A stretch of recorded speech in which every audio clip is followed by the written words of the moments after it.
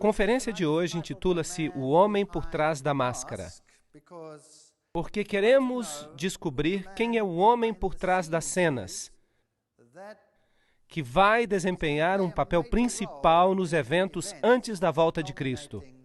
E o livro de Daniel nos dá muita informação sobre este assunto. E, de fato, o livro de Daniel, como já dissemos, funciona como uma referência para o livro de Apocalipse. E a profecia que vamos estudar hoje é uma profecia que atua como uma chave para a interpretação do livro de Apocalipse. Novamente, eu gostaria de lembrar vocês do nosso pequeno dicionário de termos proféticos. Roupas brancas são justiça, som de trombetas é um símbolo de guerra, também de juízo, prostituição significa idolatria, ser infiel a Deus, água ou oceano equivale a nações, Apocalipse 17:5. A mulher, vocês vão se lembrar, é a igreja. Sião é o povo de Deus. E hoje vamos falar sobre chifres e reis e reinos. E vamos ver por nós mesmos essas definições. E também, é claro, a rocha, que é Jesus. Há muitos textos que indicam isso. Portanto, vejamos esta visão de Daniel. É uma das visões mais espetaculares da Bíblia. Ela é realmente espantosa. Na verdade, ela é quase amedrontadora. No primeiro ano do rei Belsazar de Babilônia, assim que esta visão ocorre quase que no final do período babilônico, teve Daniel um sonho. Portanto, não foi o rei que teve um sonho desta vez, mas Daniel. E, obviamente, ele vai nos dar mais detalhes do que o rei em sua visão prévia, a qual foi como que um ABC da profecia. Teve Daniel um sonho e visões na sua cabeça quando estava na sua cama e escreveu logo o sonho. Ele vai explicar, não temos que adivinhar nada sobre isso. Daniel 7, versos 2 e 3. Eu estava olhando na minha visão da noite e eis que os 4 ventos... O que era mesmo isso? Guerra. Ventos do céu agitavam o mar grande. Então havia uma guerra entre as nações. E 4 animais grandes, ou seja, reinos, diferentes uns dos outros, subiram do mar. Eles eram diferentes uns dos outros. Daniel 7, versos 2 e 3. Assim, vamos apenas ter certeza que está tudo claro. Os símbolos proféticos da Bíblia, lembram-se? O mar são povos, nações, multidões, Apocalipse 17:15. E o vento dissemos que é guerra, e bestas são reinos, Daniel 7:17. Vamos ler estes textos para que fique tudo absolutamente claro. Apocalipse 17:15. As águas que viste são povos e nações e multidões e línguas. Portanto, este é o primeiro símbolo. Vamos até Jeremias para ver o que podemos encontrar ali. Jeremias 49:36. E trareis sobre Elão os 4 ventos dos 4 cantos do céu, e os espalharei na direção de todos estes ventos, e não haverá nação onde não cheguem os fugitivos de Elão. Verso 37. E farei com que Elão tema diante dos seus inimigos. Agora, chamamos isso de paralelismo hebreu. Algo é explicado de uma maneira e depois repetido de outra. E dessa forma os símbolos são explicados. Eles se explicam a si mesmos. Portanto, os 4 ventos, os que dispersam Elão, significa que Elão temerá diante dos seus inimigos. Haverá guerra. E diante dos que procuram a sua morte, farei vir sobre eles o mal, o furor da minha ira, diz o Senhor. E enviarei sobre eles a espada, a guerra, até que venha consumi-los. Então temos aqui o paralelismo, para ver que o mar equivale às nações e o vento equivale às guerras. Daniel 7:17. Estes grandes animais são 4 computadores em Bruxelas. Não diz nada disso. Diz, estes grandes animais são 4 reis que se levantarão da terra. Portanto, 4 reinos que virão e são descritos como animais. ou bestas. 17:23. O quarto animal será o quarto reino na terra. Portanto, esta é a definição bíblica. Não podemos interpretar estes símbolos de nenhuma outra maneira a não ser como a Bíblia diz. Assim, os quatro animais são quatro reinos que se levantarão da terra. E agora podemos olhar para os reinos e descobrir para onde ir. O primeiro era como leão, mas tinha asas de águia. Enquanto eu olhava, foram-lhe arrancadas as asas, e foi levantado da terra, e foi posto em pé como homem, e foi-lhe dado um coração de homem. Daniel 7, verso 4. Agora, o primeiro reino que nós tínhamos em Daniel capítulo 2, a cabeça de ouro, Daniel a identificou como sendo Babilônia. A primeira besta que nós vemos aqui é o leão com asas de águia, que a propósito era o símbolo, um dos símbolos de Babilônia. E o que é fascinante aqui é que fizeram com que este animal ficasse em pé como um homem, e um coração de homem lhe foi dado. Este é um reino que exalta o lado humano acima de Deus. Esta é a apostasia máxima contra Deus, colocando o homem no lugar onde Deus deveria estar. E veremos, à medida que continuamos nesta série, que os eventos do fim também culminam com este mesmo assunto. O homem sendo colocado no lugar onde o divino deveria estar. Portanto, Bab-El, como eu já lhes disse, Babel, Bab é portal e El é Deus, portal de Deus, um outro caminho para Deus. Um outro caminho, outro além do caminho que foi prescrito e encontramos na Bíblia. Assim, aqui está este poder que se levantará e representa a Babilônia, em paralelo com a cabeça de ouro, 605 a 539 a.C.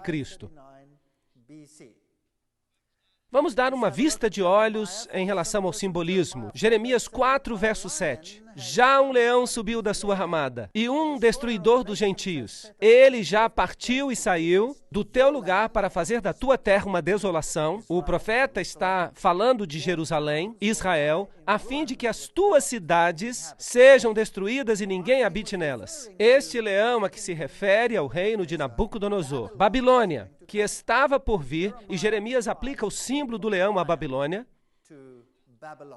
Portanto, o primeiro reino é Babilônia.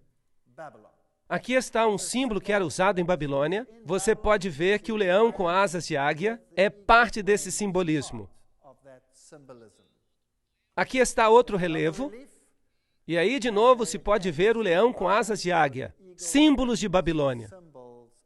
Assim que a arqueologia confirma que este era o símbolo que era usado, assim não precisamos nem adivinhar o que está acontecendo. A Bíblia nos dá um bom começo. Daniel, capítulo 2, começou com Babilônia, e Daniel, capítulo 7, começa com Babilônia. E eis aqui o segundo animal. Substitua isso por outra palavra, reino, semelhante a um urso que se levantou de um lado,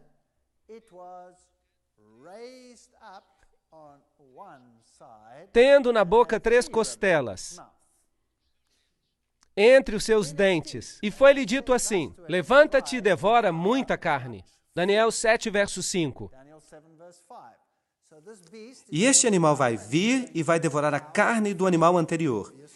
Ele vai fazer guerra e vai substituí-lo. Ele tinha 3 costelas, e um lado era mais alto do que o outro. Agora, qual era o próximo reino em Daniel capítulo 2? Era a Medopérsia. Há um pouco mais de detalhes aqui. Os medos e persas eram de jugo desigual. Primeiramente, os medos foram mais proeminentes e se levantaram de um lado, e depois os persas chegaram a ser equivalentes e mesmo mais elevados, assim que não eram iguais em poder. Portanto, o animal seguinte, o reino que se levanta, seria a Medopérsia. 3 costelas na sua boca. Houve 3 guerras principais associadas com as conquistas da Medopérsia. A Medopérsia representa, porque aqui vemos um paralelo, aos braços e peito de prata da estátua, e governaram de 539 a 331 a.C. E aqui, nas conquistas que fizeram, vemos a primeira, Lívia, conquistada dessas porções do Império Babilônio. A outra conquista foi a própria Babilônia, e a terceira foi o Egito. E eles, basicamente, assim conquistaram todo o Império Babilônio, com estas 3 conquistas, representadas aqui por 3 costelas na sua boca. Daniel 7, verso 6. Depois disso, eu continuei olhando, e eis aqui outro semelhante a um leopardo, e tinham 4 asas de ave nas suas costas, e tinha também este animal 4 cabeças, e foi-lhe dado domínio.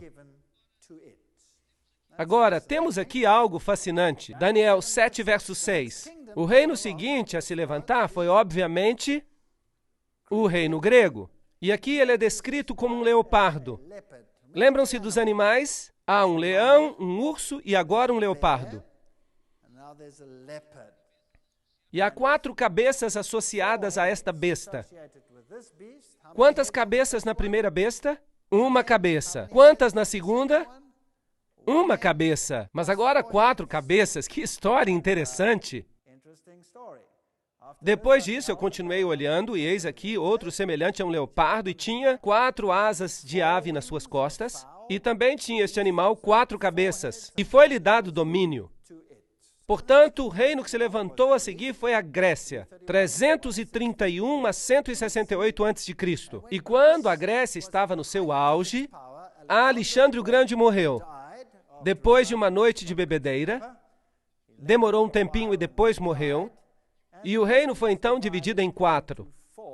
Os 4 generais, Cassandro, Lisímaco, Ptolomeu e Seleuco. Esta é a divisão do reino grego em 4. Fascinante. Portanto, havia 4 cabeças, assim que agora já temos um total de 6 cabeças. O leão, o urso e mais as 4 do leopardo. Igual a 6. Depois disso, Daniel 7, verso 7, eu continuei olhando nas visões da noite, e eis aqui o 4º animal, terrível e espantoso, e muito forte, o qual tinha dentes grandes de ferro. Você se lembra qual é o simbolismo do ferro? Onde é que o encontramos? Em Daniel capítulo 2. E era um símbolo do Império Romano. Aqui temos o mesmo simbolismo. Ele devorava e fazia em pedaços e pisava a pés o que subjugava. Aqui está um poderoso império, no nível político, o mais poderoso dos 4, e destruiria e devoraria, até com seus pés destruiria. E há algo muito interessante acerca disso. Daniel 7, verso 7. Era diferente de todos os animais que apareceram antes dele. E tinha 10 chifres. Certo? Não há um número de cabeças mencionado aqui, então presumimos que havia só uma, com 10 chifres. Assim que você conta todas as cabeças das bestas de Daniel 7, quantas cabeças nós temos? Temos 7 cabeças. 7 cabeças. Agora, a besta que nós encontraremos no livro de Apocalipse tem 7 cabeças. E a besta do livro de Apocalipse com as 7 cabeças também tem todos os componentes das bestas que são mencionadas aqui em Daniel. Capítulo 7. Portanto, precisamos saber que cada uma dessas cabeças e quais eram as filosofias associadas com esse período de tempo. Agora, esta besta em particular era diferente de todos os animais que apareceram diante dela. E tinha 10 chifres. Agora, os 10 chifres, como já vimos nas definições, seriam 10 reinos. O verso 24 diz, e quanto aos 10 chifres daquele mesmo reino, se levantarão 10 reis. Portanto, de Roma se levantariam 10 reinos, e depois dele se levantará outro. Portanto, depois que os 10 tenham se levantado, depois de Roma ter sido dividida em 10, um outro se levantaria. o qual será diferente dos primeiros, e abaterá 3 reis. Bem, isso é fascinante. Portanto, o quarto animal se divide em 10, mas ainda é basicamente o mesmo animal. O mesmo animal se divide em 10. E deste animal, na divisão dos 10, vem outro poder. E ele é o que adiciona um aspecto diferente. Está claro? É isso que o texto diz. Qual será diferente? Diferente dos primeiros. Portanto, Roma será diferente dos outros por causa daquela besta. E ele governará por quanto tempo? Até que veio o ancião de dias e o julgamento foi dado aos santos. Esse é um longo período de tempo. Portanto, Roma governou de 168 a.C. a 476 depois de Cristo, e depois foi dividida em 10.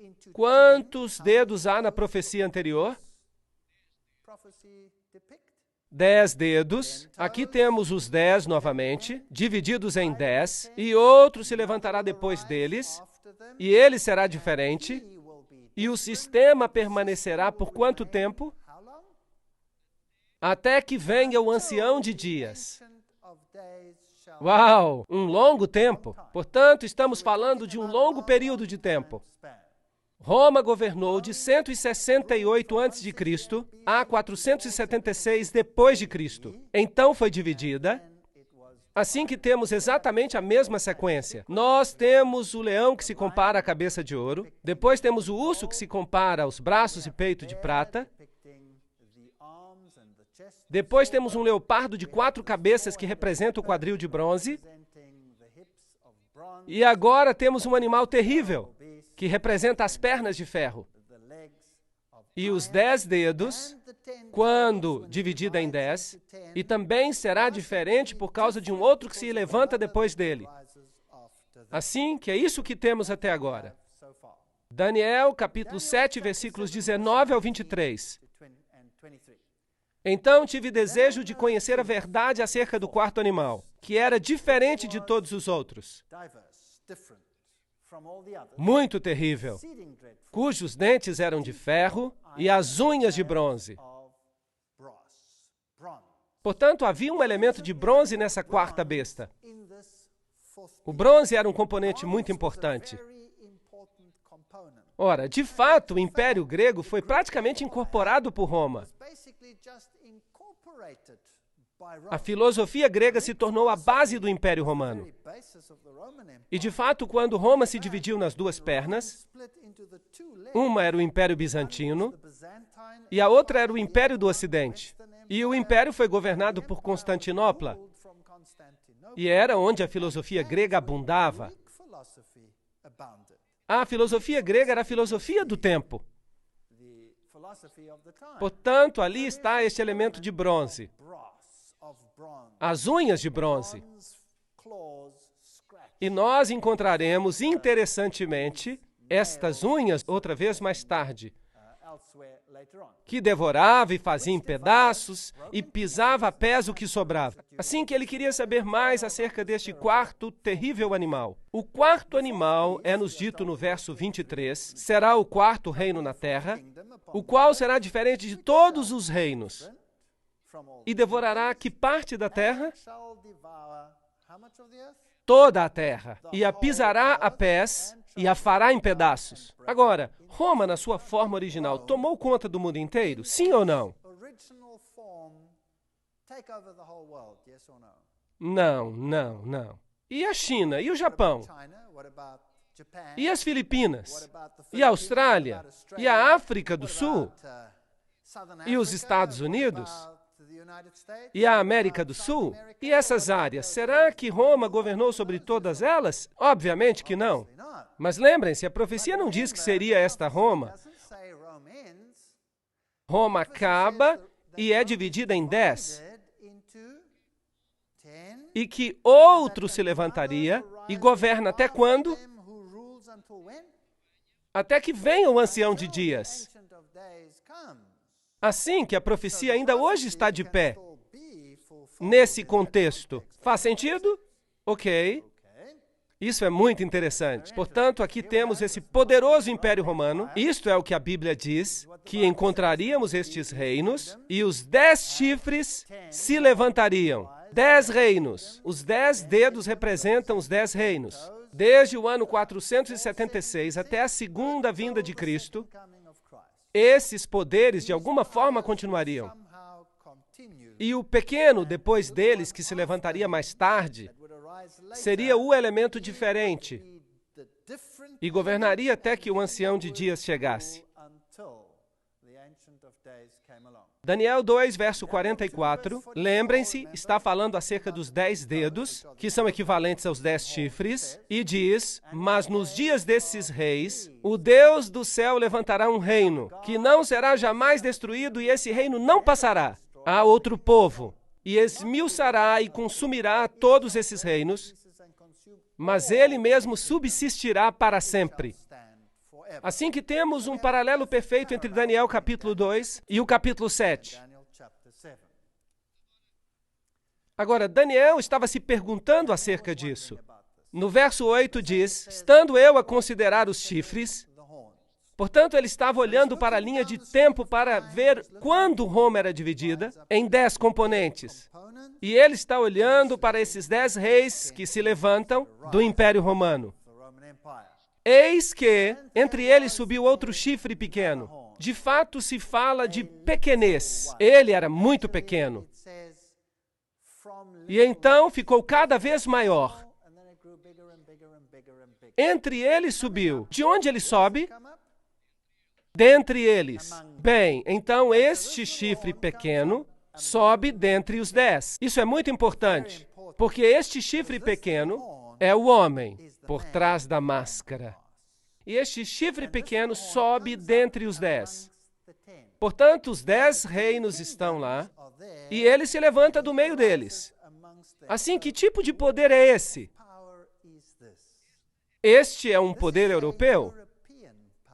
Porque os 10 chifres que se levantaram do Império Romano Ocidental, portanto, não podemos procurar este chifre no Oriente Médio, por exemplo. Podemos? Não. Podemos procurá-lo nos Estados Unidos da América, por exemplo? Não. Onde é que podemos procurá-lo? Lá onde se espera que ele se levante. Ele tem que aparecer entre os 10. Ele tem que aparecer entre os 10. E todos os 10 estão lá quando se levanta. Repare, diante do qual 3 dos primeiros chifres foram arrancados. Portanto, por causa desse poder, 3 dos que tínhamos antes são removidos. Faz sentido? Vamos ter que tirar 3. Quem vai arrancá-los? Ou como consequência de quem eles serão arrancados? Deste poder. Isso é muito importante para que tenhamos isso tudo muito bem claro, porque não queremos cometer nenhum erro. E eis que neste chifre havia olhos como os de homem e uma boca que falava grandes coisas. Onde encontramos este simbolismo anteriormente? Esse simbolismo de homem. Babilônia. Lembram-se? Encontramos isso em Babilônia. Aqui há o mesmo simbolismo, neste poder. O homem se levantará outra vez, mas assim mesmo acima do Altíssimo, e tomará o lugar do Altíssimo. Esta é uma nova Babel, um outro portal para o céu. O homem exaltando a si mesmo acima do divino e falando grandes coisas. Ele está falando contra Deus. Portanto, agora temos algo da história. Ele se levanta da divisão do Império Romano. Uma vez que está dividido em 10, então só depois que ele faz a sua aparição. 3 deles são um incômodo para ele, e eles são eliminados sob a sua influência. E então ele se levanta como um cogumelo e põe o humano acima do divino. Isto é o que está escrito. Isto é o que está sendo dito aqui. E quanto aos 10 chifres daquele mesmo reino que se levantarão, serão 10 reis, e depois dele se levantará outro. Pergunta: ele se levanta do remanescente do Império Romano ou do remanescente do Império Grego? Império Romano. Império Romano. Não se esqueçam disso. A rocha também atinge os pés. Ela atinge os pés de que império? Do grego ou do romano? Do Império Romano? Portanto, se você já sabe disso, será capaz de resolver metade dos problemas das falsas profecias que há ao redor do mundo, que dizem que o anticristo se levantará, ou melhor, que se levantou no passado, no tempo da Grécia. Não, não, não, não. A Bíblia não diz isso. A Bíblia diz que ele se levanta quando? Uma vez que Roma seja dividida nos seus componentes. Isto é o que a Bíblia diz. E governa até que venha o ancião de dias. Ele já está aqui agora? Bem, deveria estar. Claro, ele já deve estar por aqui. E alguns ainda estão esperando por ele. Para quê? Ele já está aqui. Não precisamos esperar. Deveríamos ser capazes de dizer: ali está ele. Isso é muito interessante. Portanto, ele será diferente dos primeiros. Portanto, o aspecto é diferente na quarta besta, que é feito por quem? Por ele mesmo. E por que é diferente? Ele é o responsável por serem removidos 3 reinos inteiros. Bem, vocês se lembram dos reinos, os anglo-saxões, os francos, os alemanos, os lombardos, os ostrogodos, os érulos, os burgúndios, os visigodos, os suevos e os vândalos. Havia 10 deles. Mas havia alguns que eram terrivelmente opostos a esse poder. O principal deles eram os érulos, de 493 depois de Cristo. Olhem onde eles governavam. Esse povo tinha uma filosofia interessante. E esta filosofia diferia substancialmente da filosofia deste outro poder do chifre pequeno. Agora, infelizmente, nós não temos documentos históricos sobre as crenças dos érulos. Nem tampouco temos quaisquer documentos sobre as crenças dos ostrogodos. O que nós temos é um pouquinho das crenças dos vândalos. Mesmo assim, com pouca documentação religiosa. Por que não temos isso? Porque tudo foi destruído. Então, toda a informação que nós temos é de segunda mão. Aparentemente, a história nos diz hoje que esses 3 poderes que foram removidos eram de profissão ariana. Em outras palavras, que eles ensinavam que Jesus não era Deus e, portanto, eles tiveram que ser removidos. Mas, de fato, não há nenhuma evidência disso em lugar algum. Trata-se de informação de segunda mão, provida pelo poder que os destruiu. O aspecto mais interessante é que aqueles que foram destruídos tinham um evangelho diferente. Um evangelho que era derivado da Palestina e que era um reflexo muito mais verdadeiro do evangelho bíblico do que qualquer outro. E é possível que eles tivessem um cristianismo derivado diretamente da fonte original. E talvez por isso tiveram que ser removidos. É uma possibilidade bem plausível. Há bastante investigação que tem sido feita sobre isso. E eu não sou totalmente contra esta ideia. Portanto, foram destruídos em 493 depois de Cristo. Agora, se esta quarta criatura, esse novo poder, se levanta do meio deles,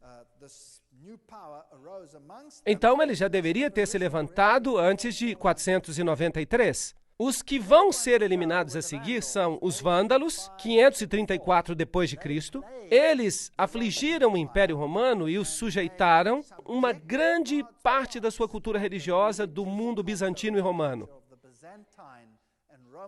Eles os subjugaram ferozmente e, portanto, finalmente os vândalos foram destruídos pelos exércitos do Império Romano Oriental.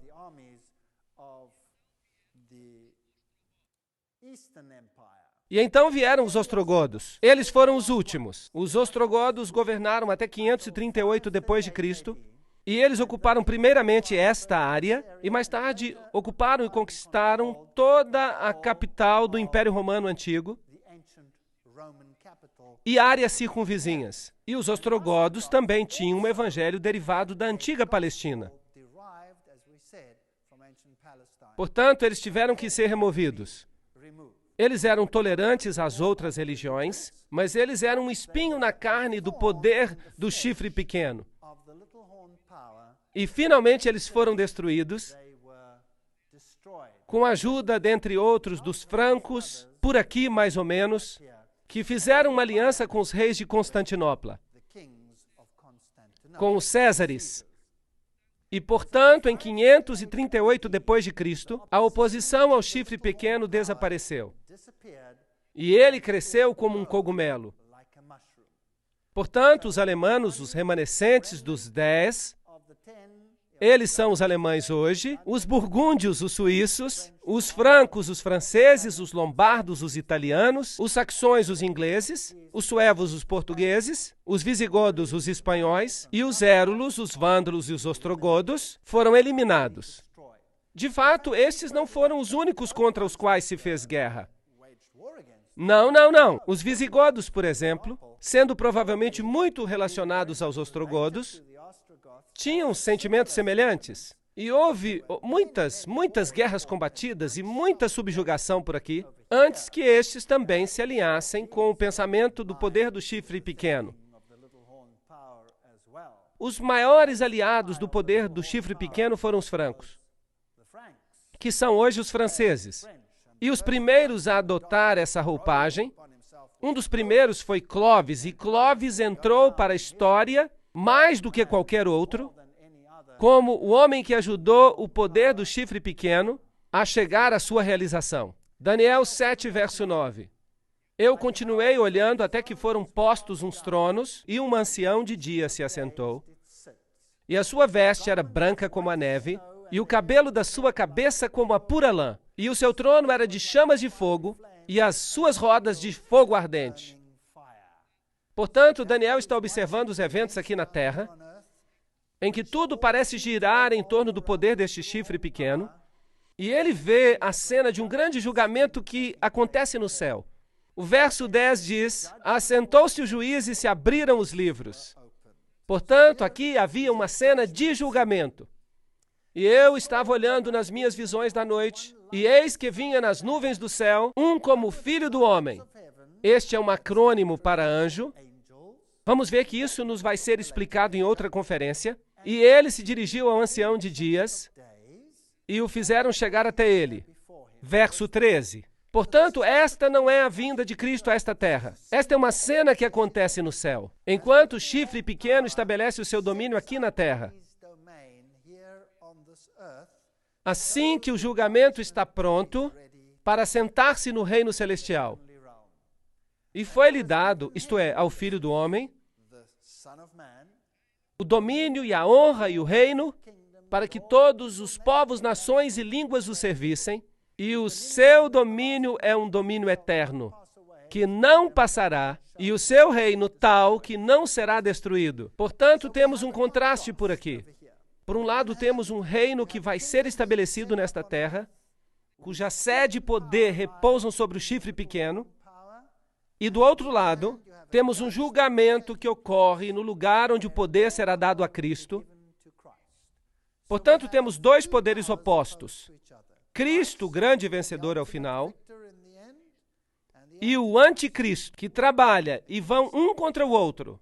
Um estabelece o seu reino sobre a terra, e o outro estabelece o seu reino eterno que nunca será destruído. Mas os santos do Altíssimo receberão o reino e o possuirão para todo sempre e de eternidade em eternidade. Daniel 7, versículo 18. Lindo simbolismo, muito poderoso. Agora vamos dar uma olhada às referências de Paulo ao homem do pecado. Em 2 Tessalonicenses, capítulo 2, versículos 1 a 10, Paulo descreve esse poder do anticristo que se levantará. Ora, irmão, rogando pela vinda do nosso Senhor Jesus Cristo e pela nossa reunião com Ele, que não vos movais facilmente do vosso entendimento, nem vos perturbeis por espírito, nem por palavra, nem por epístola, como se este dia de Cristo já estivesse perto. Percebem que alguns, mesmo nos dias de Paulo, ensinavam que o dia do Senhor estava perto. E alguns estavam pregando que Cristo já estava reinando. E Paulo diz, não, não, não, não. Há algumas coisas que têm que acontecer primeiro. Portanto, o dia de Cristo não chegar ainda. Ninguém de maneira alguma vos engane, porque não será assim a vinda do Filho do Homem, sem que antes venha a apostasia. Portanto, primeiro, então, a igreja entraria em apostasia e se manifeste o homem do pecado, o filho da perdição. Apenas 2 homens na Bíblia são chamados de filho da perdição. Apenas 2. Um é o homem do pecado e o outro foi Judas. Agora, como traiu Judas a Jesus? Com um beijo.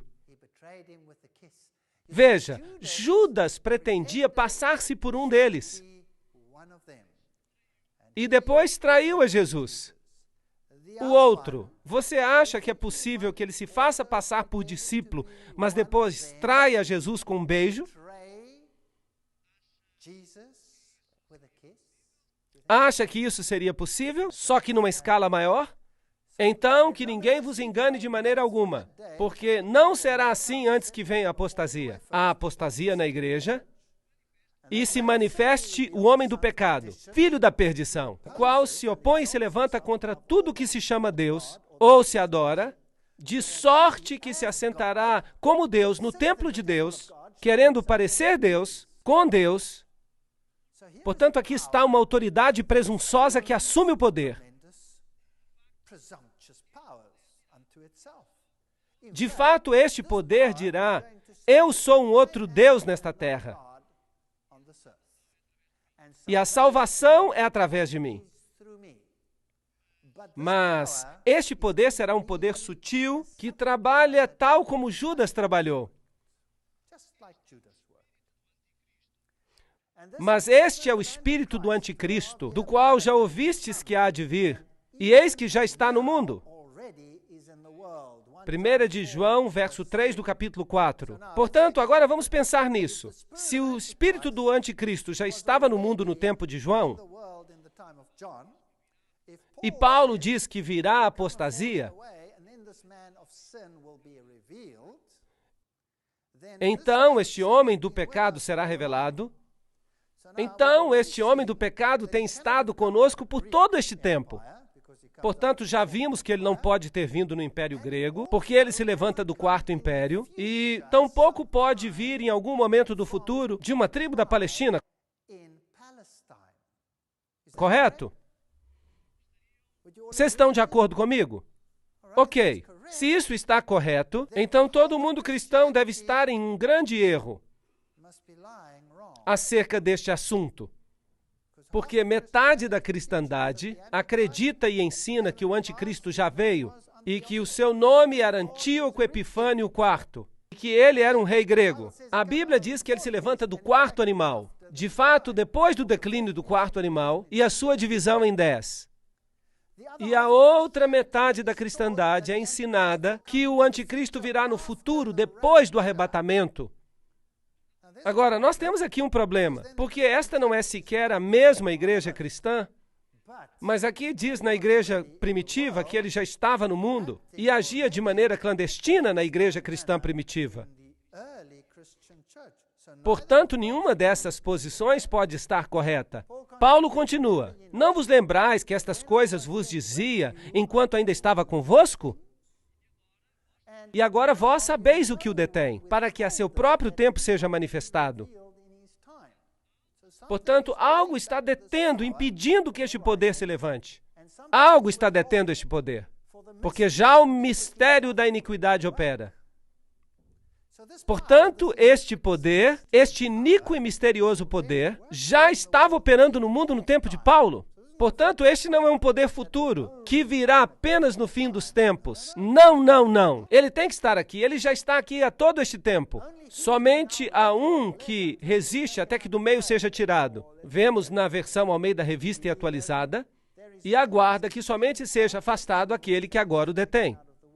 Portanto, havia um poder segurando de alguma forma este poder do chifre pequeno para que ele não se manifeste. E Paulo lhes tinha dito quem era esse poder. Não vos lembrais que estas coisas vos dizia, mas ele não menciona isso aqui. E então será revelado o iníquo, a quem o Senhor desfará pelo sopro da sua boca e aniquilará pelo esplendor da sua vinda. Portanto, este poder será levantado quando algo que o detém seja tirado, ou algum poder que o está detendo, e este poder será destruído por ocasião da segunda vinda de Cristo. A esse cuja vinda é segundo a eficácia de Satanás, com todo o poder e sinais e prodígios e mentiras. Esta é uma história interessante. Com todo o engano da injustiça para aqueles que perecem, porque não receberam o amor da verdade para se salvarem. Será possível que este poder engane a todo mundo quando eles aceitam um evangelho que é baseado em valores humanos e não em valores divinos? Em critérios humanos e não em critérios divinos? Será que isso é possível? Aqui nós temos um ponto em que Paulo, estamos lendo Romanismo e Reforma de Gratian. Paulo afirma a existência de conhecimento na igreja primitiva. A igreja primitiva sabia, diz ele, qual era o obstáculo. A igreja primitiva nos diz o que ela sabia sobre isso. E ninguém pode se colocar hoje numa posição de contradizer esse testemunho, que Paulo tinha pela palavra da boca somente, dito aos Tessalonicenses. Isto é um ponto em que só a tradição antiga pode ter autoridade. A especulação moderna não tem qualquer relevância nesse assunto. Hoje as pessoas estão dizendo, bem, o que poderia tê-lo detido? Talvez fosse o Espírito Santo. Por que haveria de ser o Espírito Santo? Havia um poder a detê-lo. E quando este poder é removido, o anticristo se levanta e permanecerá até que o Senhor venha. Então, o que os pais da igreja sabiam e que Paulo lhes disse verbalmente? Ele lhes disse, mas não escreveu. Bem, vamos ver o que dizem os pais da igreja primitiva. Tertuliano, um apologista cristão de 200 depois de Cristo, em A Ressurreição, diz: ele que resiste deve resistir até que do meio seja tirado. Que obstáculo está lá senão o Estado romano? A queda do qual, dividido em 10 reinos, deve então introduzir o anticristo. Portanto, isto era o que os pais da igreja cristã primitiva acreditavam, que quando Roma se for, então o anticristo será revelado. Será que isso é bíblico segundo Daniel capítulo 7? Absolutamente. Quando Roma se divide em 10, e quando o Estado romano desaparece, o anticristo será revelado. E isto é o que criam os pais da igreja cristã primitiva. Tá outro, João Crisóstomo, um sermão sobre 2 Tessalonicenses 2. Ele foi bispo em Constantinopla, em 390, e diz: há somente um que impede agora até que seja tirado do caminho, que é quando o Império Romano é tirado do caminho. Então ele virá, o anticristo. Aqui temos outros. Edward Elliot, que escreve um comentário sobre Apocalipse em 1862 e diz: nós temos um testemunho concordante com os primeiros pais, Irineu e dos discípulos de São João, dizendo a Crisóstomo e Jerônimo, quanto a como isto era entendido, acerca do poder imperial que governava e residia em Roma. Assim, isto é uma verdade bem simples. Quando Roma cai, o anticristo vem. Enquanto os Césares mantiveram o poder imperial, era impossível para o anticristo levantar-se. Na queda dos Césares, ele se levantou. Há uma outra fonte. Paulo não identificou o poder repressor porque ele sabia que era Roma e evitou as represálias. Lembrem-se que a igreja cristã estava sendo perseguida por Roma. Uma outra citação. Portanto, Paulo não diz: quando Roma cair, ele virá. Porque se ele tivesse dito isso publicamente, ou escrito, quando Roma cair, ele virá, ele teria entrado num grande problema e a igreja seria perseguida. Portanto, a igreja primitiva acreditava que quando Roma caísse, o anticristo se levantaria. Daniel 7 diz: ele se levantará quando Roma for dividida em 10. Então ele se levantará. Portanto, este é o critério bíblico acerca de quando o anticristo começa a governar.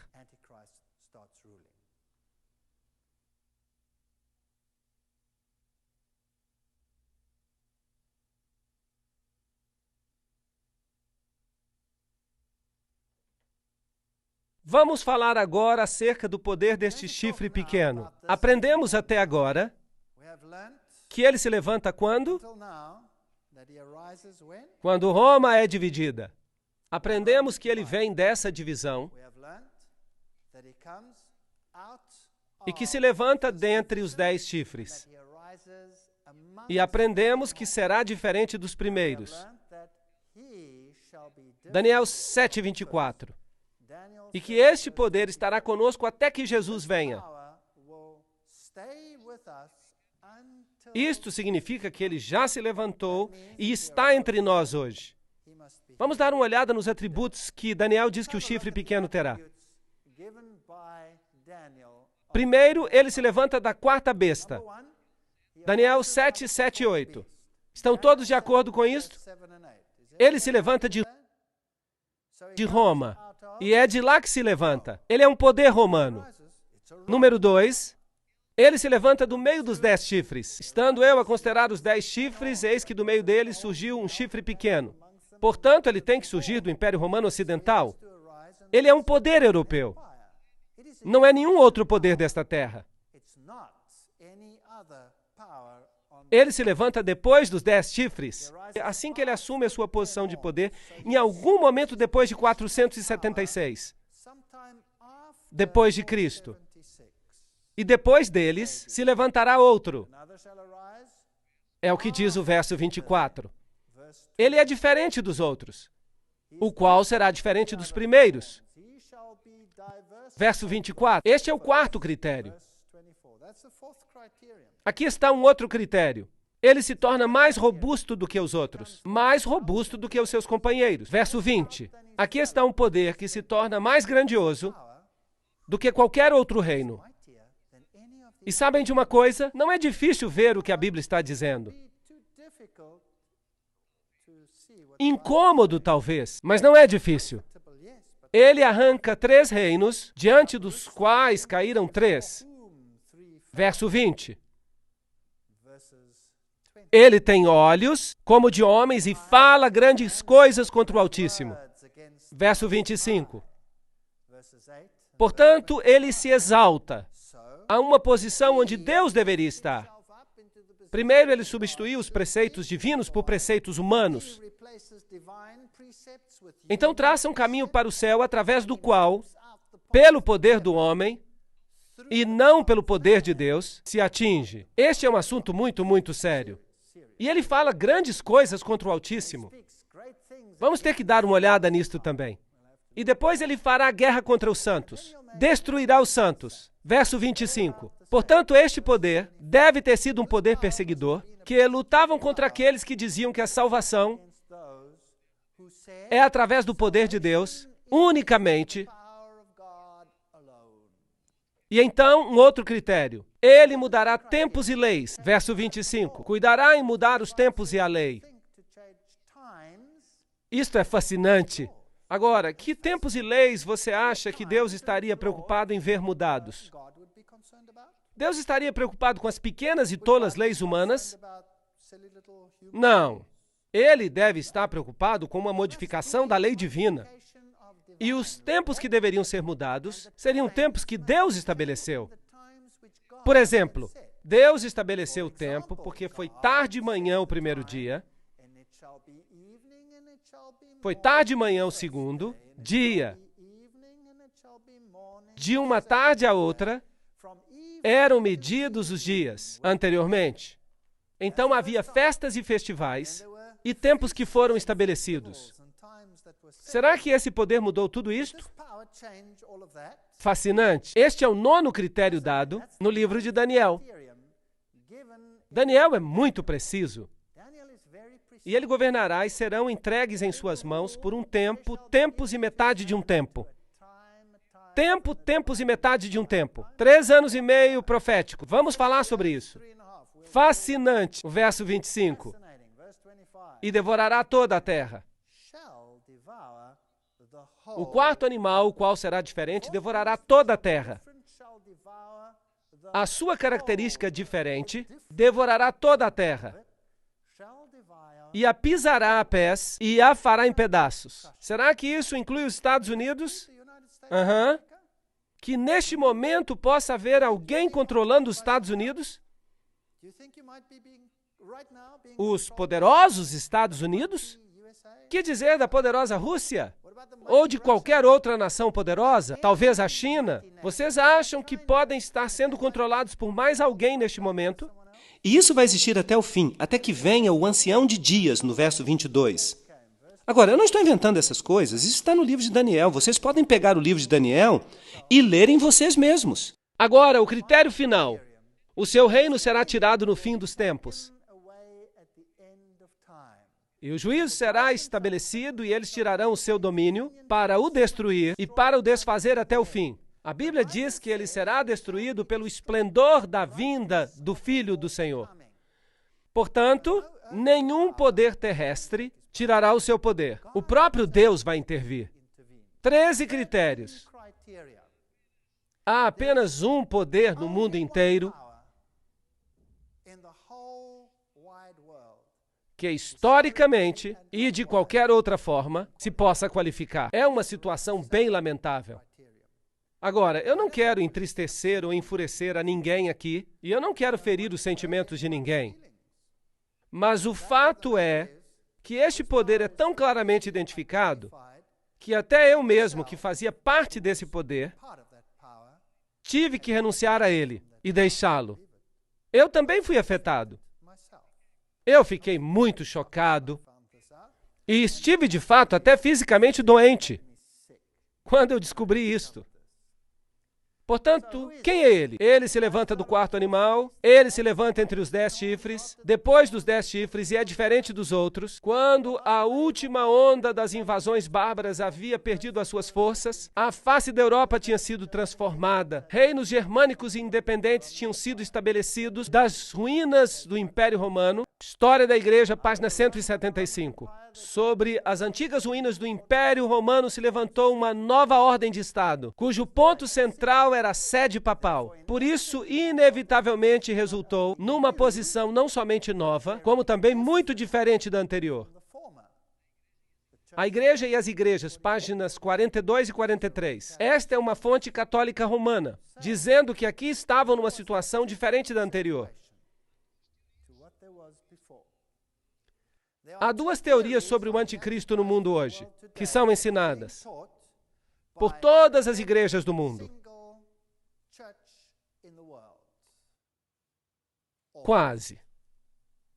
Uma é a de Rivera e outra é a de Alcázar. Agora, o que essas teorias ensinam? Elas ensinam preterismo e futurismo. O preterismo ensina que o anticristo veio no passado, no tempo dos gregos, e o futurismo ensina que ele virá no futuro, depois da igreja cristã ter sido arrebatada. E nenhuma das duas doutrinas é bíblica, porque as duas violam Daniel capítulo 7, Daniel capítulo 8 e todo o livro de Apocalipse. Elas violam cada pequeno princípio bíblico, todas elas. E quem era Rivera e quem era Alcázar? Bem, os dois eram jesuítas. Portanto, essas são doutrinas estabelecidas no mundo, depois da Reforma, pela própria Igreja Romana, para tirar a ênfase do papado e pôr em duas direções diferentes. O historiador C.C. Ecker disse: quando o Império Romano tinha desintegrado toda a sua estrutura e o seu lugar tinha sido tomado por um número de rudes reinos bárbaros, a Igreja Católica Romana não somente se tornou independente do Estado em assuntos religiosos, como também dominou os assuntos seculares, o papado e os assuntos mundiais, página 1. Portanto, aqui estava um chifre, um reino que se tornou mais robusto do que os outros e os dominou, correto? O historiador Thomas Hobbes diz: se alguém considerar o domínio mundial, perceberá que o papado não é outro senão o fantasma do falecido Império Romano, sentado e coroado sobre a tumba do mesmo. Ok. Portanto, Roma, na verdade, não se foi. Ela é chamada de Igreja Católica Romana. Certo? Portanto, Roma não se foi totalmente, de fato. Leviatã, página 457. Será diferente dos primeiros. Nós vemos que é isto que Roma diz. Sim, nós somos diferentes, pois agora somos um poder religioso que exerce influência política. mais robusto do que os seus companheiros. Daniel 7:20. Ele seria mais poderoso do que os outros reis. Os reis da Europa curvaram-se ao papado? Sim. Algumas vezes sim, outras vezes não. E se não, eles eram finalmente subjugados e tinham que se curvar. Se não, eles tinham que finalmente vir, como Frederico da Alemanha, que teve que ficar descalço, na neve, à espera de uma prorrogação para ter o seu reino de volta. Nos Concílios Sacrossantos, volume 13, Roma diz: nós definimos que a Santa Sé Católica e o Pontífice Romano têm a primazia sobre que parte do mundo? Todo o mundo. Interessante. O vigário do encarnado Filho de Deus, sumo sacerdote ungido e supremo governador temporal, o Papa, sentou-se no seu tribunal para julgar imparcialmente nação e nação, povo e príncipe, soberanos e súditos. Cardeal Henry Manning, em O Poder Temporal do Vigário de Cristo. Portanto, será que eles afirmam que estão controlando todos os outros reinos? Sim ou não? Sim, eles mesmos alegam isto. As chaves deste sangue, João Paulo II versus Rússia e o Ocidente para controlar a nova ordem mundial. Mahaki Mortimer é professor pontífice na Universidade Gregoriana, em Roma, e ele está dizendo isso, não eu. Arrancou 3 reinos, então tive o desejo de conhecer a verdade sobre o quarto animal que era diferente de todos os outros, e também a respeito dos 10 chifres que tinha na cabeça, e do outro que subiu, e diante do qual caíram 3. Daniel 7, 19 e 20. Sim, Roma alega que os 3 foram arrancados porque eram arianos, que eles não acreditavam que Cristo fosse Deus, que é um dos ensinamentos de Roma. Mas veremos que este é apenas um elemento esotérico de Roma. Que há outro ensinamento de Roma que é chamado de esotérico, que é um ensinamento ocultista e que diz algo completamente diferente. Mas isso será o tema de outra conferência. Ele tinha olhos como de homem e falava grandes palavras contra o Altíssimo. Aqui temos um sistema que se coloca acima de Deus e que fala contra o Altíssimo e destrói os santos. E foi-lhe dada uma boca para proferir grandes coisas e blasfêmias, diz Apocalipse 13, 5. E o que é uma blasfêmia? E foi-lhe permitido fazer guerra aos santos e vencê-los. Será que a igreja romana fez isto? Absolutamente. Daniel 7, 25. E proferirá palavras contra o Altíssimo, e destruirá os santos do Altíssimo, e cuidará em mudar os tempos e a lei. E é claro, não se pode mudar a lei de Deus, isso é apenas o que ele pensa poder fazer. E eles serão entregues na sua mão por um tempo, tempos e metade de um tempo. Vamos ter que ver isso em detalhes. Vejamos primeiro a definição bíblica de blasfêmia. E veremos se Roma cumpre os requisitos. Bem, nós encontramos em João capítulo 10, verso 30 a 33, eu e o Pai somos um. Disse Jesus. Jesus diz que é Deus. E os judeus responderam dizendo, não te apedrejamos por alguma obra boa, mas pela blasfêmia, porque sendo tu homem, te fazes Deus a ti mesmo. Portanto, uma definição de blasfêmia na Bíblia é quando alguém diz que é Deus. Bem, há muitas pessoas que blasfemam no mundo hoje em dia, mas esta é a primeira definição. Outra definição encontramos em Lucas, que diz, vendo ele a fé dele, disse, homem, os teus pecados te são perdoados. E os escribas e fariseus começaram a arrazoar, dizendo, quem é este que diz blasfêmias? Quem pode perdoar pecados, senão só Deus? Portanto, assim, existem 2 definições bíblicas de blasfêmia. Uma, quando alguém diz que é Deus, e a outra, se você diz que pode perdoar pecados. Bem, o que diz Roma? Aqui temos o artigo da Enciclopédia Católica, volume 12, acerca do Papa que diz, esta autoridade judicial incluirá mesmo o poder para perdoar pecados. Portanto, Roma diz que pode perdoar pecados. O sacerdote católico, página 78, diz, busque onde você desejar, no céu e na terra, e você encontrará um ser criado que pode perdoar pecados, que pode libertá-lo das cadeias do inferno. Este ser extraordinário é o padre católico. Interessante. Tu és um sacerdote para sempre, diz o bispo ordenado. Ele já não é um homem pecaminoso, filho de Adão, mas um alter Christus, um outro Cristo, no lugar de Cristo. No lugar de, em grego, é anticristos. Anticristo. no lugar de Cristo. Para sempre um sacerdote do Santíssimo, com poder acima do poder do Todo-Poderoso. Agora, isto é pesado, dizer que você tem mais poder do que Deus.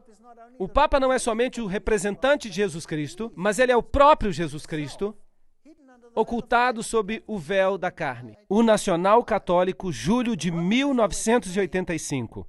Portanto, Roma sempre alegou estar na posição de Deus.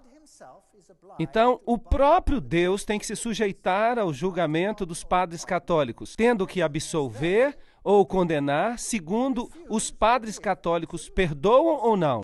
A sentença do sacerdote precede e Deus endossa. Dignidade e Dever dos Padres, volume 12, página 297. Portanto, a Igreja Católica diz que quem está salvo e quem está perdido é definido por eles e Deus não tem escolha. E se eles dizem que não, Deus não pode dizer que sim. Portanto, quem é mais poderoso? Eles são. Será que isso é blasfêmia? Sim ou não? Isto é uma blasfêmia da mais alta ordem. O cardeal Bellarmino diz que todos os nomes que são aplicados a Cristo, pela virtude do qual se diz que ele está estabelecido acima da Igreja, todos esses mesmos nomes são aplicados ao Papa. Isto significa que ele assume o lugar de Deus. Portanto, ele cumpre este requisito. Dado em Roma, de nosso palácio, 10 de fevereiro de 1817, a 14ª jurisdição do Santíssimo Pontífice, Pai em Cristo e nosso Senhor Deus, Papa Leão XII. Portanto, o Papa tem se coroado a si mesmo como Deus. Nós temos sobre esta terra lugar do Deus Todo-Poderoso. Grandes cartas e encíclicas do Papa Leão. Vocês sabiam que hoje, quando o Papa escreve uma encíclica, sempre assina, o Papa João Paulo II, por exemplo, fazia isso, dado por nós em letras maiúsculas, em nosso, letra maiúscula, pontificado. Interessante, porque Deus disse, façamos o homem à nossa imagem, em maiúscula. Portanto, o Papa toma a prerrogativa e até os dias de hoje, ele alega ser e ter o poder de Deus. Assim que Roma cumpre este requisito. O Sacrosanto Concílio, nós decidimos que a Santa Sé Apostólica e Pontífice Romana detém a primazia sobre o mundo inteiro. Agora, esse poder tomaria finalmente o controle do mundo inteiro. Será que Roma controla mesmo o mundo inteiro? Você realmente acredita nisso? Você acha que isso é possível? Bem, vamos ter uma próxima conferência sobre as sociedades secretas. Eu não a perderia se fosse você. Tomás de Aquino escreveu O Poder Secular, que é um grande filósofo católico citado mais de uma vez por João Paulo II, mais do que qualquer outro filósofo da Igreja Católica. Ele escreve, o poder secular é sujeito ao poder espiritual, assim como o corpo é sujeito à alma, e, portanto, não é usurpação de autoridade que o prelado espiritual interfira em coisas materiais, concernente àquelas questões em que o poder secular está sujeito a ele. Portanto, todo mundo está sujeito a Roma. O Concílio de Trento declarou, todo o domínio temporal é dele. O domínio, a jurisdição e o governo da terra inteira, tudo isso é seu por direito divino. Todos os soberanos da terra são seus súditos e devem se submeter a ele. Isso foi o Concílio de Trento. Isso foi o que determinou o ataque da Reforma. Aqui temos uma senhorita que disse, Jesus disse, eu sou o bom pastor. E essa senhorita disse, é como estar com Deus. Quando viu João Paulo II, ela destruiria os santos. E lhe foi permitido fazer guerra aos santos e vencê-los. Bem, novamente Tomás de Aquino disse que hereges convictos deveriam ser condenados à morte, tão certamente quanto outros criminosos. A Igreja Católica, ela respeita a consciência e a liberdade, mas não obstante, quando confrontada pela heresia, ela tem que recorrer à força, à punição corporal, à tortura. Ela acendeu na Itália as piras funerárias da Inquisição. Um professor católico, Alfred Ballard, em A Igreja Católica, Renascença e Protestantismo. Sim, ela o admite. Aqui está La Casa del Rezo, a sede dos jesuítas. Aqui está o juramento que é feito pelos jesuítas. Basicamente diz que se podem livrar de qualquer rei herege no mundo inteiro, de qualquer estado livre e soberano, ou governo que não queira se submeter ao papado. E qualquer pessoa que não se submeta à autoridade do pontífice romano pode ser seguramente destruída. Portanto, a igreja governou como uma mulher governando sobre reis, que é como ela se descreve a si mesma, através da história. A Inquisição, bem, a Inquisição nos diz que ela destruiu os santos. A Torre de Londres, Haia e os Países Baixos. Qual é a definição de heresia? Do grego hairesis, escolha, uma decisão por si mesmo, o que crer ou praticar. Portanto, quem deve decidir por você? Roma deve decidir por você naquilo que você deve crer ou fazer. Bem, e se você não se alinha com isso, você deve ser eliminado, deve ser erradicado. Bem, estamos avançando para momentos espantosos no mundo em que vivemos hoje. Estes são alguns instrumentos de tortura que eram usados. Terríveis, estas pinças por aqui que se abriam e poderiam se fechar como dois pequenos baldes, fazendo uma pequena bola, e eles colocavam brasas quentes ali, e então as ajustavam desta maneira. Agora notem aqui os grilhões para os tornozelos e as pontas para dentro, elas iam diretamente até os ossos. Eles eram muito malvados. Esta aqui era para o pescoço, e a apertavam com parafusos, e iam direto ao pomo de Adão. De fato, o general Franco, nos anos 70, na Espanha, ainda utilizava este instrumento de tortura. Dá para crer nisso? Quão primitivo o homem pode se tornar? E os cepos e os parafusos de polegar, e esta coisa horrível por aqui, eles içavam a pessoa de cabeça para baixo, com as mãos atadas nas costas, e a levantavam desta maneira, até o alto, e a dependuravam no teto. E então amarravam esta bola a uma estante alta, esta pedra pesada, nos pés, e ela rolava para baixo e assim arrancavam os braços. Muito cruel o que eles faziam.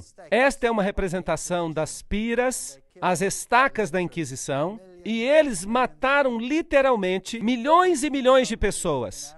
Este é um famoso monumento na África, para onde os franceses huguenotes escaparam, depois do grande massacre em que os huguenotes foram massacrados. O massacre de São Bartolomeu. E eles se descreveram como uma mulher, uma igreja que escapava com a Bíblia em sua mão. E aqui as cadeias de Roma arrancadas. Bem, eu tenho algumas novidades para vocês. E cada outra mulher do planeta, falando de igrejas, está mais uma vez em cadeias. Muda os tempos e a lei. Cuidará em mudar os tempos e a lei. Daniel 7:25. Alega o Papa ter mudado a lei de Deus? Absolutamente. Decretal de translatio episcopi. O Papa tem poder para mudar tempos, para abolir as leis e prescindir de todas as coisas, até mesmo dos preceitos de Cristo. Será que isso é arrogância? Da mais alta ordem. Portanto, eles dizem que podem mudar essas coisas. Será que o Papa mudou os tempos? Certamente que o fez. Qual é o calendário que nós usamos no mundo hoje? Quem sabe? Utilizamos o calendário gregoriano. Quem foi Gregório? Foi um Papa. E foram os tempos mudados? Sim. Por autoridade de quem? Dos astrônomos jesuítas. E o que eles mudaram?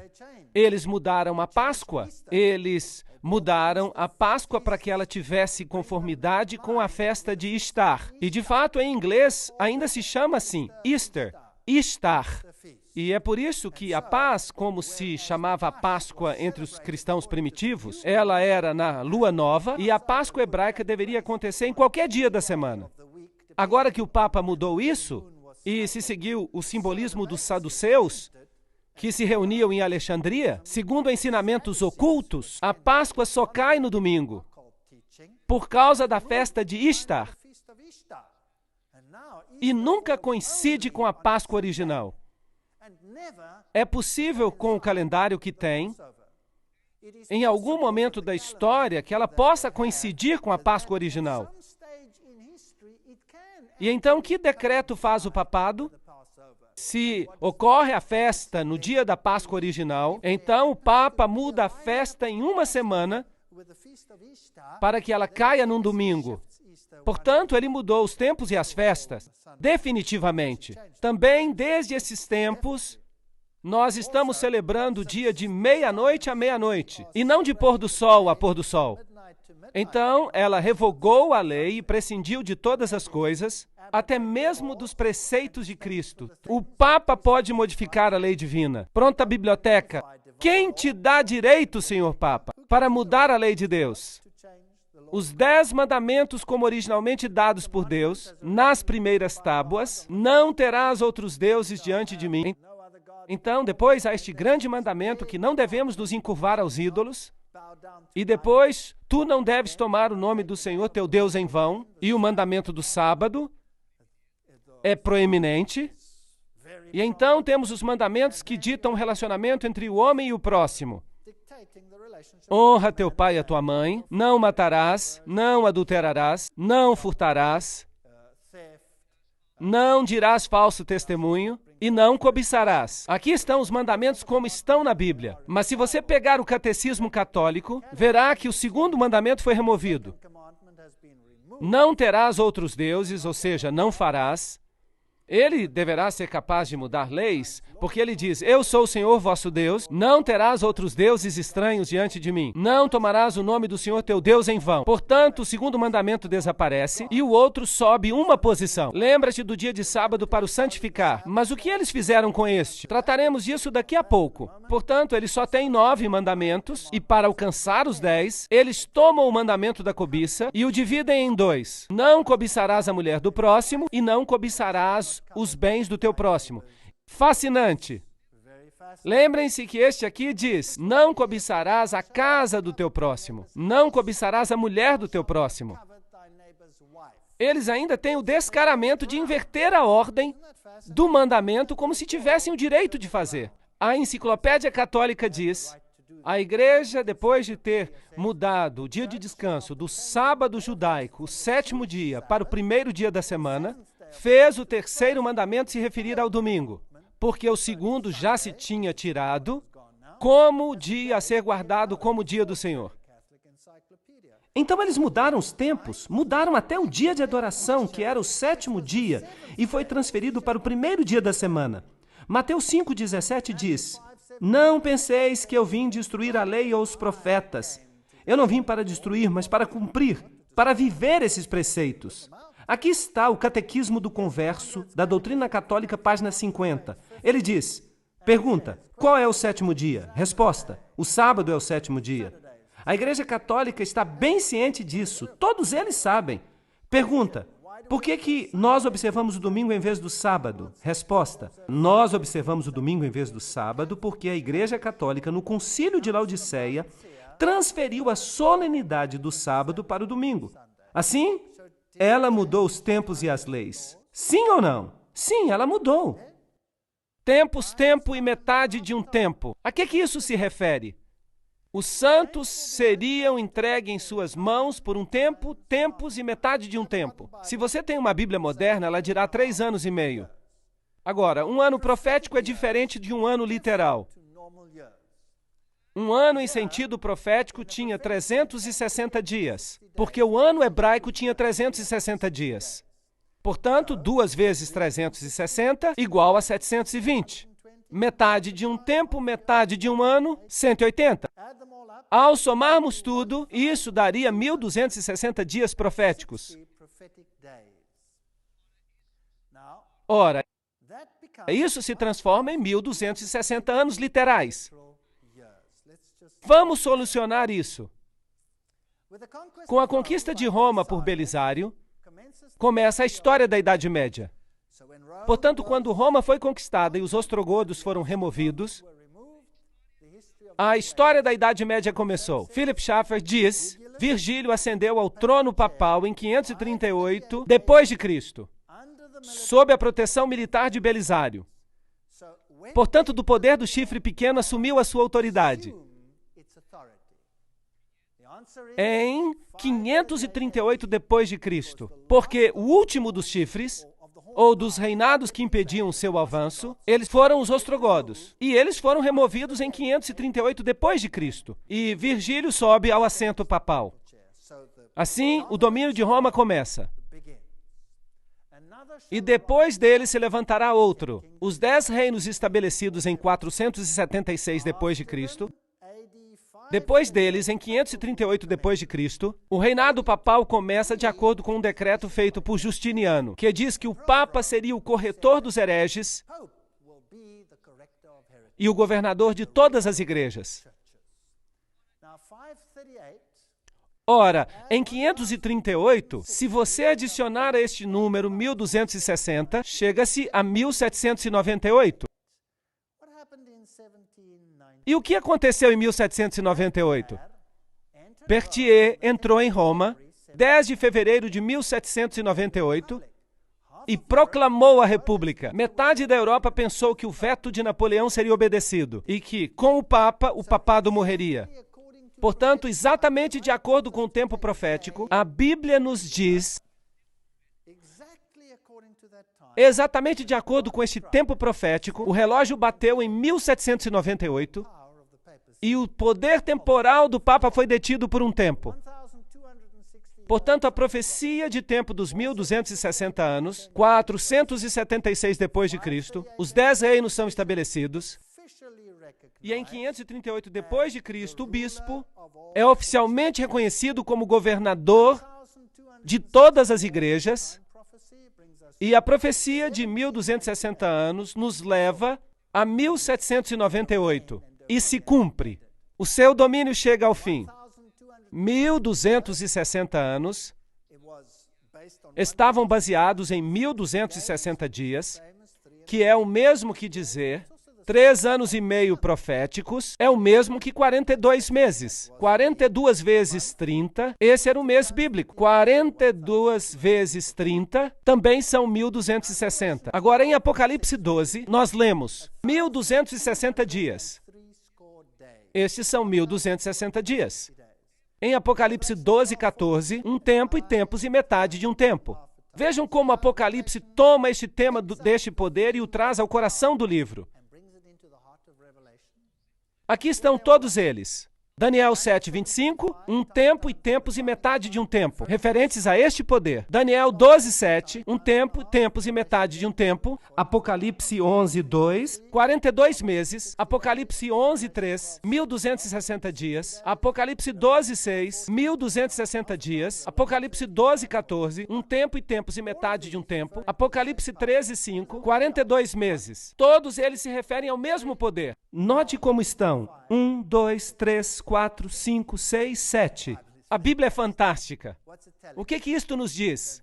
Que este poder se estabeleceria como um outro Deus, porque 7 é o número da divindade. E ele assumiria todas estas características. E vi uma de suas cabeças como ferida de morte.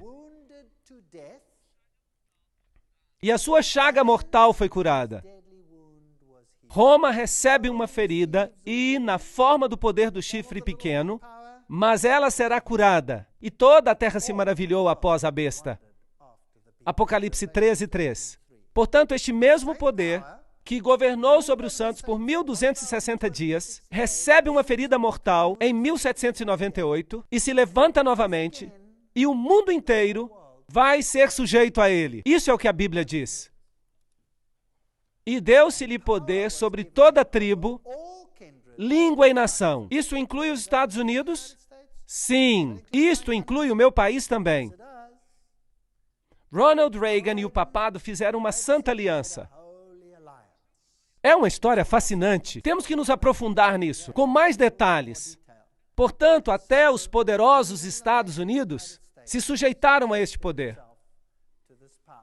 Aqui temos uma foto simbólica, Gorbachev e o Papa. Esta é a poderosa União Soviética, saudando e reconhecendo este poder. É uma grande ideia, uma nova ordem mundial, em que as diversas nações estejam unidas em uma causa comum. Somente os Estados Unidos têm a força moral e os meios para realizá-la. No Concílio Vaticano II, que ocorreu em 1962, diz: é o nosso dever pôr em ação cada músculo para conseguir o tempo em que todas as guerras sejam completamente proibidas. Consentimento internacional. Isto é o que diz o Concílio Vaticano II. Esse objetivo, sem dúvida, requer o estabelecimento de uma autoridade pública universal, reconhecida como tal por todos e dotada de poder para salvaguardar, por parte de todos, a segurança e o respeito pela justiça e o respeito pelos direitos. O Papa Paulo VI escreveu, em uma sessão intitulada Para a Efetiva Autoridade Mundial, esta colaboração internacional em uma escala mundial requer instituições que prepararão e corrigirão e até finalmente estabelecerão uma ordem de justiça que seja universalmente reconhecida. Quem não vê a necessidade de estabelecer progressivamente uma autoridade mundial capaz de agir efetivamente em setores judiciais e políticos? Fascinante. E quem foi coroado governador de todo o mundo? Esse mesmo homem. Fascinante. João Paulo Superestrela. Maastricht. A Europa unida. O que o mundo tem a dizer acerca disso? Por que o Parlamento Europeu tem esta construção? Uma construção muito interessante. Nós vamos ter uma conferência acerca desta situação da Europa e o que significa. E o que diz George W. Bush acerca deste poder? Em 25 de março ele disse: a melhor forma de honrar o Papa João Paulo II, verdadeiramente um dos grandes homens, é levar os seus ensinamentos a sério, é ouvir as suas palavras e colocar os seus ensinamentos em prática aqui na América. Este é um desafio que todos devemos aceitar. Portanto, quem está sujeito a quem aqui? Quem está sujeito a quem? Em 1991, o Papa fez um chamado para a nova ordem mundial. E foi sobre o que o seu discurso de Ano Novo? Ele teve apenas uma mensagem. Ele disse: é tempo de estabelecer uma autoridade mundial. Agora mesmo. Esse foi o seu pedido. Ele visitou as Nações Unidas e falou em nome de todas as religiões do mundo. Note agora que isso inclui o budismo, o hinduísmo, o shintoísmo, o zoroastrismo, o protestantismo, o catolicismo e todos os demais. Será que existe uma agenda? E Gorbachev disse: nós devemos ajudar João Paulo II porque ele está certo em seu pedido por uma nova ordem mundial. Disse Gorbachev, quando o Papa falou nas Nações Unidas, na celebração dos 50 anos. Bem, você acha que seria possível que Roma seja esse poder? Que o Vaticano possa ser este poder? Mas, sem dúvida, o Vaticano parece ser um poder cristão nobre, tentando estabelecer valores corretos no mundo. Não parece isso? Lembram-se que a Bíblia diz acerca do homem do pecado? Judas parecia ser um dos discípulos, mas ele traiu a Jesus com um beijo. Aqui está um poder que parece ser um discípulo, mas que também poderá trair com um beijo. Nós teremos que entrar nos segredos das sociedades secretas para descobrir de que se trata. E o que ensinam os reformadores acerca deste poder? Muitos dos grandes cristãos do tempo da Reforma partilhavam essa visão da verdade profética e classificaram o anticristo como o papado romano. Dentre estes encontramos os valdenses, os hussitas, Wycliffe, Lutero, Calvino, Zwinglio, Melanchthon, os teólogos batistas John Gill, os mártires, Tyndale, Latimer. Todos eles disseram que Roma era o anticristo. Vamos ver o que disse Lutero. Eu sei que o Papa é o anticristo e o seu assento é o do próprio Satanás. O papado forma uma perseguição geral sob o poder do pontífice romano, com o propósito de fazer cair e destruir as almas. Esta é uma declaração bem direta. O que disse Calvino, João Calvino? Nós chamamos o pontífice romano de anticristo. Interessante. O que disse John Wesley? Ele é o significado da expressão o homem do pecado, que aumenta toda maneira de pecado acima de qualquer medida. É isso que disseram os reformadores. E João Knox disse que o Papa deve ser reconhecido como o verdadeiro anticristo. Bem, os reformadores não querem que ninguém se esqueça. Portanto, em Nuremberg, a sede do protestantismo, na Câmara da cidade, eles tinham uma escultura representada sobre as suas portas. E se você olhar para cá, descobrirá algo interessante. Encontrará a profecia de que estamos falando nesta conferência. De um lado, você tem um leão com asas de águia. E um governante está perto dele. E ele nos diz quem ele é. Ele é Nabucodonosor. Portanto, quem é que os reformadores dizem que o leão com asas de águia representa? Babilônia. Se formos ao outro lado, vamos ver um urso com as 3 costelas na boca. E eles puseram um rei junto dele. E esse poderoso rei, eles dizem quem ele representa. Quem era? Era Ciro, o Grande. Portanto, eles estão dizendo que eram os medos e persas. Os reformadores não tinham rodeios de palavras. Eles disseram tudo e colocaram em pedra. Se você for ao outro lado, verá a outra porta e é assim que ela nos aparece. Vamos ver um pouco mais de perto. Há uma besta, um leopardo com 4 cabeças. E quem é que eles colocaram ao lado? Alexandre o Grande. Portanto, eles a identificaram com a Grécia. E do outro lado está uma besta terrível com 10 chifres. E eles têm um poderoso imperador ali, que é Júlio César. Então, quem é que eles disseram que era? Eles disseram que era Roma. Então, por aqui, eles têm esta pequena estrutura estranha, que surge entre eles, e ela tem a face de um homem, e tem uma pequena coroa. E não deixaram mistério sobre a identidade desta besta. Disseram que era Roma. Quem é que ainda ensina isto hoje? Ninguém. Ninguém ensina isto mais. Será que as igrejas cristãs ensinam isto? Não. De fato, elas todas se uniram no movimento ecumênico que diz: vamos aceitar Roma como nosso líder espiritual. Todas as denominações cristãs fazem parte do movimento ecumênico. E todas elas estão dizendo: vamos receber de volta as correntes. Isso é muito triste. Não deixem que ninguém os engane, de modo algum. Antes daquele dia virá a apostasia, e então será revelado o homem do pecado, o filho da perdição. Este se opõe e se exalta acima de tudo que se chama Deus ou é objeto de adoração, chegando até a assentar-se no santuário de Deus, proclamando que Ele mesmo é Deus. Isso está fazendo sentido agora? Certamente que sim. Se fosse possível, eles enganariam os próprios eleitos.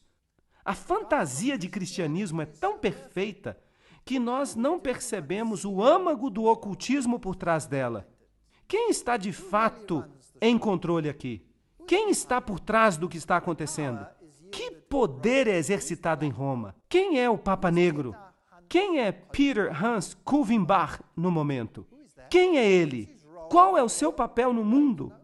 Você gostaria de saber? Então vejamos. Ele devorará a terra inteira. Isso significa que a rede de intrigas deve se espalhar por todo o mundo e ele continuará até o fim. Ele já está aqui agora, mas o seu domínio será tirado no tempo do fim. Agora, eu não estou dizendo que qualquer pessoa da Igreja Católica que não está ciente de tudo isso que está na Bíblia é o anticristo. Eu estou falando de um sistema aqui. Há um sistema. Há muitos bons católicos na Igreja de Roma que adoram a Deus de acordo com o melhor do seu conhecimento e de acordo com a consciência que têm. E Deus, então, considera o conhecimento que eles têm e os julga de acordo com o conhecimento que têm. Eu estou falando de um sistema que enganou mesmo seus próprios membros. e que se coloca agora acima de Deus. A Bíblia diz, mas o tribunal o julgará e o seu poder lhe será tirado e totalmente destruído para sempre. Então a soberania, o poder e a grandeza dos reinos que há debaixo do céu serão entregues nas mãos dos santos, pois o Filho do Homem vai vir na glória do seu Pai com os seus anjos, e ele então recompensará a cada um de acordo com o que tiver feito. A majestade dos reinos debaixo do céu será dada ao povo dos santos do Altíssimo. O seu reino será um reino eterno, e todos os domínios o servirão e lhe obedecerão. Deus trará um fim a todas as coisas muito em breve. E para descobrir a intriga que está por detrás das intrigas, eu os convido a assistir às próximas conferências. Mesmo que você tenha ficado triste com esta conferência, é muito importante que assista às próximas conferências, porque todo este plano será revelado à medida que avancemos no livro de Apocalipse. Que o Senhor seja com você e te ajude e te guie.